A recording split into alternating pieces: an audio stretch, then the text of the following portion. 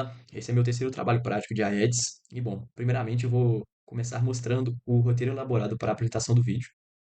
Então, eu vou começar mostrando a execução da compressão e descompressão dos algoritmos. Depois, eu vou mostrar como foi feito a elaboração da arquitetura do trabalho. Depois, eu vou falar sobre as decisões de implementações do projeto, como que os algoritmos eles foram implementados. E por último, eu vou fazer uma propaganda, conforme você orientou em sala, justificando e argumentando por que eu acho que esse projeto deveria receber pontos adicionais. Então, vamos para a execução dos algoritmos na prática. O objetivo aqui é comprimir nosso arquivo de dados, o arquivo que contém todas as instâncias de restaurantes. Então, aqui na main, cada variável ela armazena o estado, as informações capturadas durante o processo de entropia. Então, na hora de fecharmos, né, o construtor, nós passamos por parâmetro real, o método e seu respectivo algoritmo. E para fazer, para instanciar nosso objeto de entropia, nós fazemos algo que o Hugo falou rapidamente em suas aulas de LP, que é um processo que se chama chaining, uma forma de você encadear o construtor. Isso acaba que deixa o código mais fluido e mais expressivo. Então chega de enrolação e vamos rodar logo, né? Então, primeiro vai começar fazendo a compressão e descompactação de Huffman e depois de LZW. Recapitulando, nosso arquivo de dados é esse. E ó, como podemos ver, na descompressão de Huffman e de LZW, não teve nenhuma perca. Tudo comprimidinho aqui. Agora, analisando o log, nós vemos que o algoritmo de Huffman ele teve 182 milissegundos, uma taxa de compressão de 23,34%, esse número de entropia. Agora, o de LZW, ele teve um número significativo de duração maior, porém, ele teve 35,6% de taxa de compressão, ou seja, ele foi mais eficiente do que o Huffman nesse caso.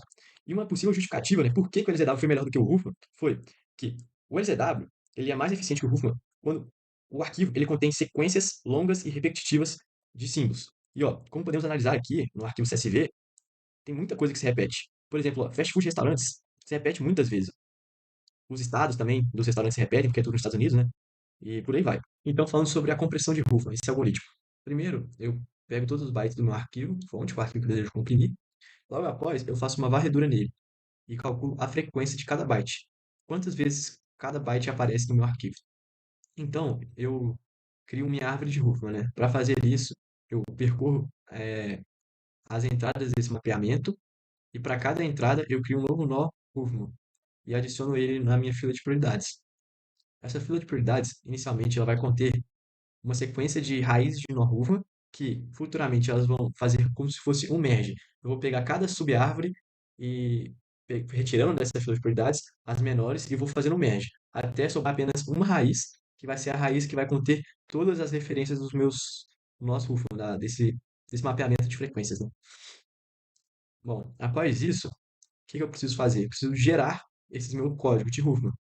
Então, eu venho aqui para a função, ó, e se eu for para a esquerda dessa minha árvore de Huffman, eu adiciono zero, e se eu for para a direita, eu adiciono um. E para isso, eu passo um string builder, eu faço de forma recursiva, né? Passo um string builder, porque em Java, string seria um objeto imutável. Então, para cada concatenação, eu teria que alocar um novo espaço de memória para essa string. Então, com o string builder acaba que é mais é, eficiente, né? E além disso, eu passo um mapa, que ele vai conter o código de cada nó de Huffman, né? De cada byte. E é literalmente um código que vai ser um string que vai estar escrito assim, por exemplo, 001, saca? Então, depois disso, o que eu tenho que fazer? Eu tenho que ler essa sequência de 0 e 1 em string e transformar ela em bit. E pegar esses bits e colocar em um array de bits. Um array de bytes, quer dizer, que vai conter todos esses meus bits. Aí eu faço isso nessa função aqui, empacoto, né, meus bits. E após isso, e após isso, eu tenho que persistir o arquivo comprimido e esse meu mapeamento, né? Aqui, na hora da compressão. Agora sobre a implementação de LZW, né? Para fazer a compressão, eu pego os bytes do meu arquivo e logo após eu inicializo meu dicionário, que vai ser um mapeamento entre uma sequência de bytes, uma lista de bytes, e seu respectivo código, LZW. Então, logo após, eu faço a geração desses códigos. Então, para isso, um importante detalhe aqui é que o meu dicionário ele vai ter no máximo 4095 de tamanho. Por quê? Porque 4095 ele vai ser representado com 12 bits, ao invés de 32 bits, que seria o padrão de você persistir um número inteiro em Java. E isso gera um balanceamento na hora de fazer a compressão. Em vez de eu representar um número com 32, eu consigo com 12 bits. Além disso, também, Eu escolhi usar linked list ao invés de array list. Talvez isso não gere um grande impacto na hora de fazer compressão, né? Porque está em memória principal. Mas eu uso o linked list porque nessa parte do algoritmo eu apenas tenho que adicionar com complexidade O de 1. E com array list eu teria que, quando passasse de um certo limite, eu teria que ficar alocando de novo um espaço de array na memória, né? Mas enfim. Então eu gero uma lista de inteiros que contém todo o meu código LZW. E após isso, eu tenho que usar a minha classe bitcompressor, que ela vai pegar uma lista de inteiros, transformar ela em um vetor de bytes que contém esses números inteiros persistidos em 12 bits. E após isso, eu escrevo ele no arquivo. Agora, dando um overview sobre a arquitetura geral do projeto. Então, eu vou ter os meus CSVs que eu vou colocar, né?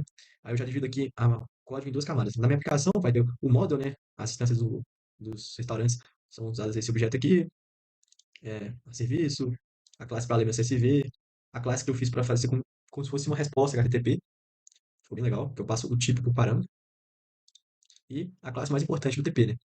Dos TPs, que é como se fosse o banco de dados. Então eu vou ter três camadas principais: a de algoritmos, a pasta que vai conter os arquivos e a classe que é o domínio, né? Que vai conter as interfaces e abstrações. E também aqui vai ter a classe repositório, que vai ser a camada mais externa que comunica com outras aplicações. Por exemplo, se eu for fazer uma query, alguma coisa assim, eu teria que usar essa classe aqui.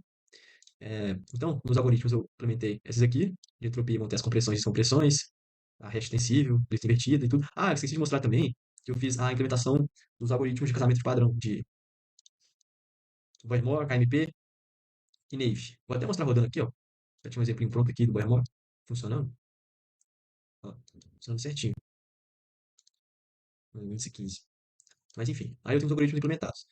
E aqui tem minha camada. Isso aqui eu achei bem legal, porque eu implementei, tipo assim, a própria interface de serialização, que é com base nos vídeos do Kutova, né? To byte array from byte array. E aqui para pegar a largura em bytes que esse objeto seria serializado. A interface, classe básica no índice, página lá no na VB+, e interface que eu ainda vou ter que fazer para conseguir fazer inversão de dependência no repositório. Então vamos finalizar falando a minha propaganda. Por que que eu justifico que meu trabalho prático está excelente? Bom, o primeiro aspecto aqui de avaliação é conformidade às especificações. Tudo que foi solicitado no trabalho foi implementado, a compressão e descompressão de Huffman e de LZW, e não somente isso, como também foi implementado os outros algoritmos de casamento de padrão, Bohr-Mor, KMP e Naive, né, ou força bruta. Bom, além disso, critérios de escolha.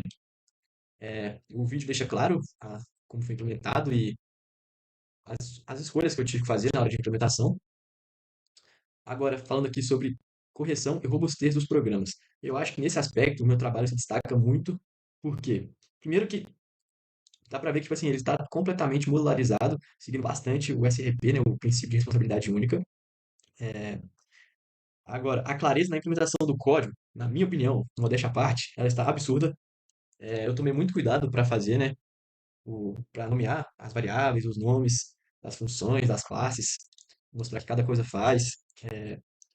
Por mais que isso tenha tornado demandado um pouco mais de tempo, né? Deixar o código limpo e legível. Eu gostei muito do resultado. Eu acho que então o projeto final ele está muito robusto e condizente. E a clareza na codificação nem se fala. Tudo muito bem explicado. Então, por todos esses motivos, eu ouso a dizer que, humildemente, esse projeto poderia receber 3 pontinhos extras, estaria de bom tamanho. Muito obrigado, Ayala. Valeu.